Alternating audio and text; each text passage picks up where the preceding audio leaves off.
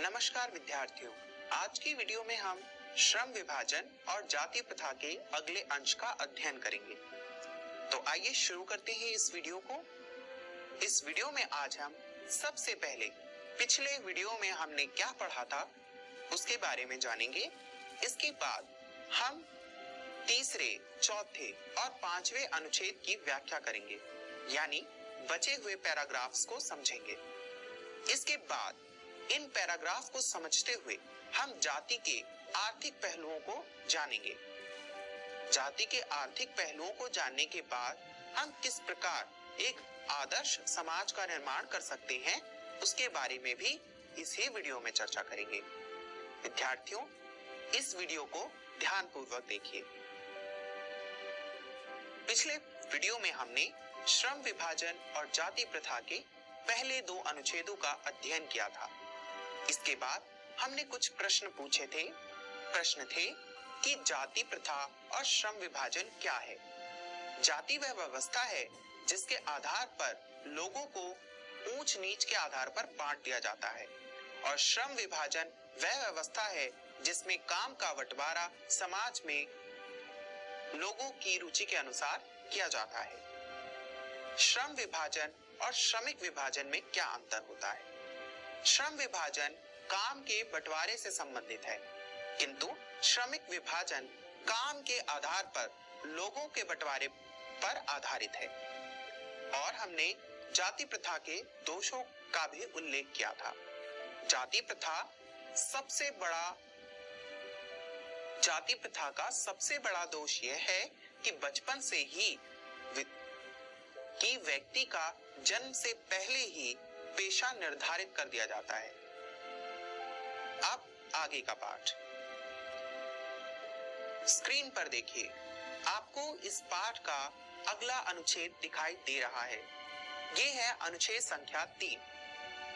Doctor Ambedkar इस अनुच्छेद में बताते हैं कि जाति प्रथा जो है वह दोषपूर्वक पेशे का पूर्व निर्धारण ही नहीं करती, बल्कि जीवन भर के लिए उसमें बांध देती है, और इससे ऐसी स्थिति उत्पन्न होती है कि लोग भूखे मरने लग जाते हैं। इसका उदाहरण देते हुए वे कहते हैं कि भारतीय उद्योगों में निरंतर परिवर्तन होता रहता है। क्योंकि उद्योगों में परिवर्तन हो रहा है, इसीलिए पेशे में भी परिवर्तन होगा। पर यहाँ पर पेशे में होने वाले परिवर्तन को जाति प्रथा स्वीकार नहीं करता, यानी जाति प्रथा में पेशे के परिवर्तन की अनुमति नहीं होती, जिससे एक भयंकर स्थिति का सामना व्यक्ति को करना पड़ता है, क्योंकि वह अपने पेशे को स्वयं नहीं चुन पाता, और जिस पेशे में उसको बांधा गया है उस पेशे को वह अनमाने ढंग से करता है, और इसीलिए उसे भूखे मरना पड़ता है। यही जातिवाद का सबसे बड़ा दोष अंबेडकर को लगता है।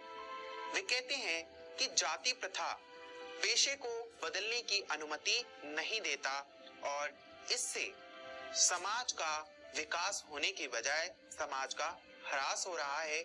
इसीलिए जाति प्रथा का समर्थन अब छोड़ देना चाहिए। आइए अब अगला अनुच्छेद देखते हैं। विद्यार्थियों, स्क्रीन पर इस पाठ का अगला अनुच्छेद है। डॉक्टर अंबेडकर कहते हैं कि यदि हम श्रम विभाजन को जाति प्रथा की दृष्टि से देखें तो भी इसमें बहुत से दोष होंगे। जाति प्रथा में कोई भी व्यक्ति अपनी इच्छा के अनुसार अपना पेशा नहीं चुन सकता। यही इसका सबसे बड़ा दोष है, क्योंकि इसमें व्यक्ति की अपनी इच्छा नहीं होती।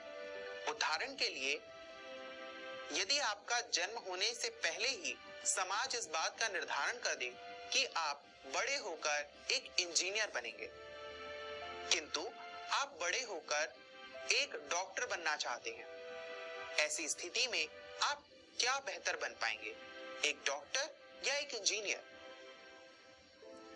बिल्कुल सही, आप अपनी इच्छा से एक अच्छे डॉक्टर बनना चाहेंगे। ऐसी स्थिति में लोगों के मन में कार्य के प्रति अरुचि उत्पन्न होती है, यानी अगर आप जबरदस्ती एक इंजीनियर बनेंगे तो आपका मन उस इंजीनियरिंग में नहीं लगेगा, क्योंकि आपका मन तो डॉक्टर बनने में लगेगा, वह आपके लिए एक रुचि का विषय होगा, आप उसे ज्यादा अच्छे से कर सकते हैं। इसी बात का उल्लेख डॉक्टर अंबेडकर करते हैं।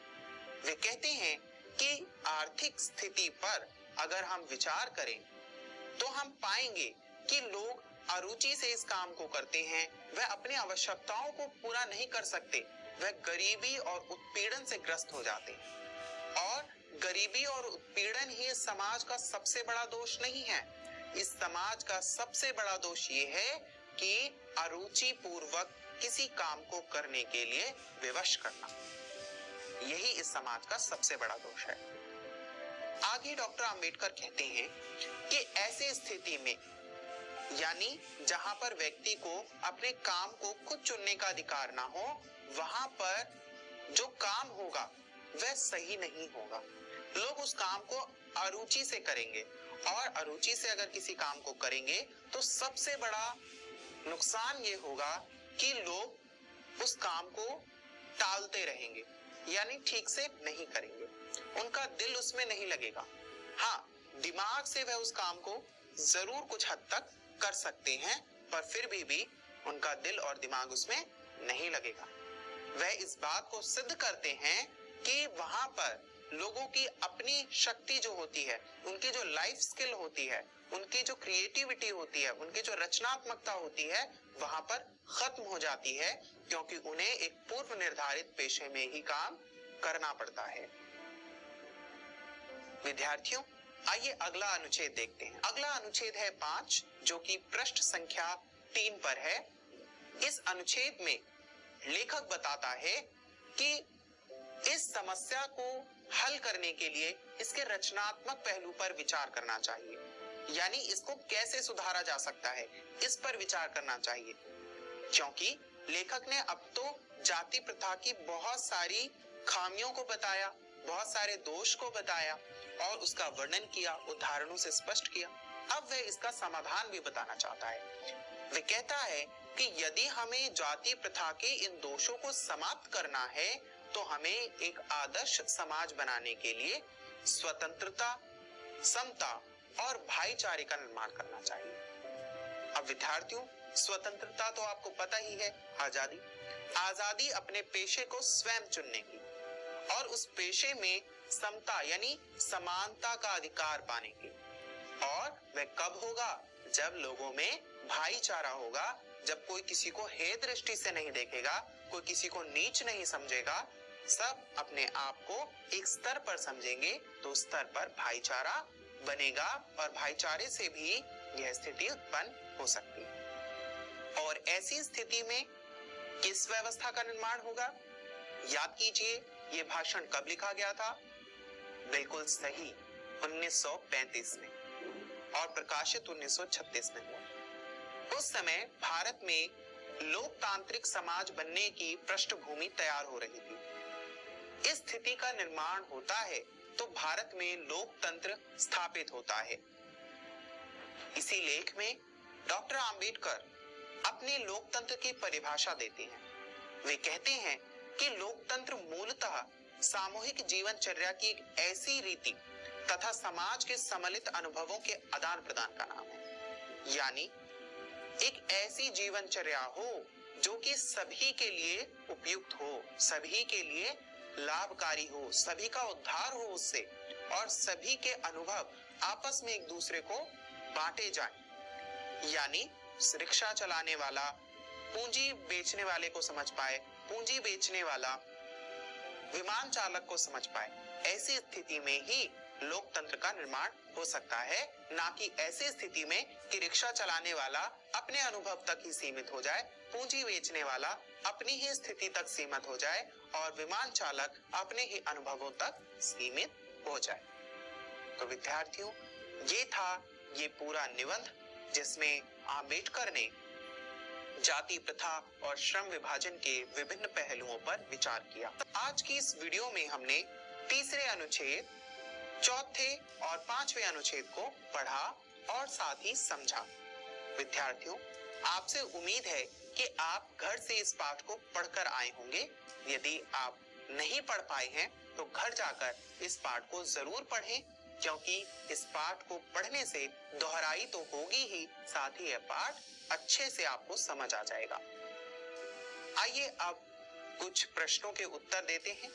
सबसे पहला प्रश्न है कि जाति प्रथा का सबसे बड़ा दोष क्या है? इसका वर्णन हमने इस पाठ में किया है, इस वीडियो में किया है। इसके बाद अगला प्रश्न है कि जाति प्रथा का आर्थिक पहलू क्या है, उसके क्या प्रभाव हैं? यानी आर्थिक स्तर पर जाति प्रथा किस तरीके से समाज को प्रभावित करती है और इस जाति प्रथा का क्या समाधान है? विद्यार्थियों, जब आप इस पाठ को पढ़ेंगे तो आपको इन सभी प्रश्नों के उत्तर सरलता पूर्वक मिल जाएंगे। इन प्रश्नों के उत्तर आपको अपनी कॉपी में लिखने हैं। साथ ही आपको अगले पाठ के लिए भी तैयार होकर आना है। इसीलिए आप अपनी पुस्तक गोधुली भाग 2 के पृष्ठ संख्या 6 से 11 पढ़कर आएं, जिससे आपको अगली वीडियो समझने में बहुत सुविधा हो। इस वीडियो को देखने के लिए बहुत बहुत धन्यवाद।